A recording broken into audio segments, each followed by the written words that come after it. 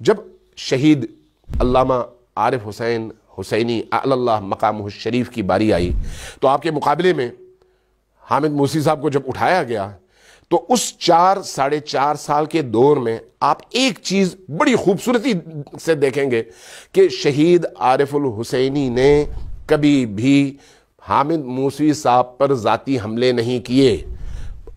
اس موضوع کو فتنے کا باعث نہیں بنایا۔ پروپیگنڈا ادھر سے ہوتا رہا ان گروہوں کی طرف سے اور بھرپور ہوتا رہا، ان کو وہابی کہا گیا، ان کو بہت کچھ کہا گیا، لیکن اس کے باوجود انہوں نے اپنی ذات کی صفائی تو دی، لیکن اس اجتماعی لڑائی میں پروپیگنڈے کا حصہ نہیں بنے، اس جنگ میں نہیں آئے، بلکہ انہوں نے اپنا فوکس رکھا استعمار پر، امریکہ پر، اسرائیل پر، عالمی ان کی سازشوں پر، اور اس کے ضمن میں ضیاء الحق کی مارشل لائی حکومت کے خلاف اپنی توانائیاں پوری طرح سے خرچ کی۔ یہ ویژن ہوتا ہے ایک الہی لیڈر کا۔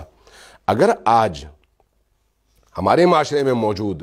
ہمارے قائدین، ہماری تنظیمیں اور ہماری ان تنظیموں اور قائدین کے فالوورز صرف عارف الحسینی شہید اعلی اللہ مقامہ الشریف کی اس سیرت کو اپنائیں تو یقیناً یہ جنگ ختم ہو جائے گی اور ہم اس گند سے باہر نکل آئیں گے۔ اس لیے ضروری ہے کہ ہم اس حوالے سے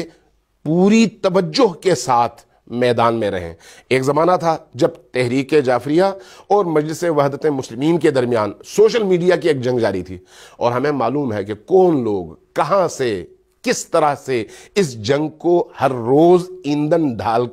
کر اس کو شعلہ ور کرتے تھے۔ خدا بھلا کرے اور قبول کرے ان لوگوں کی زحمتوں کو جنہوں نے نہایت دانشمندی کے ساتھ اس آگ کو بجھانے میں کردار ادا کیا، اور کوئی شور شرابہ بھی نہیں کیا، کوئی کریڈٹ بھی نہیں لیا، اور جنگ الحمدللہ تھم گئی اور معاشرے کے اندر ایک پرسکون کیفیت پیدا ہوئی اور وہ عداوتیں ختم ہوئی۔ آج بھی ہم یہ کام کر سکتے ہیں۔ آج مشکل ہماری یہ ہے کہ عروۃ الوثقیٰ کے نام سے، جواد نقوی صاحب کے نام سے، یا پھر ان کی مخالفت میں مخالف گروپوں کی طرف سے جس طرح کی ایک دوسرے کے خلاف یلغار ہے، اس میں کوئی ایسا وہ نہیں ہے جس میں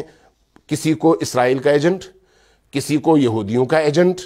علماء کے خلاف پروپیگنڈے،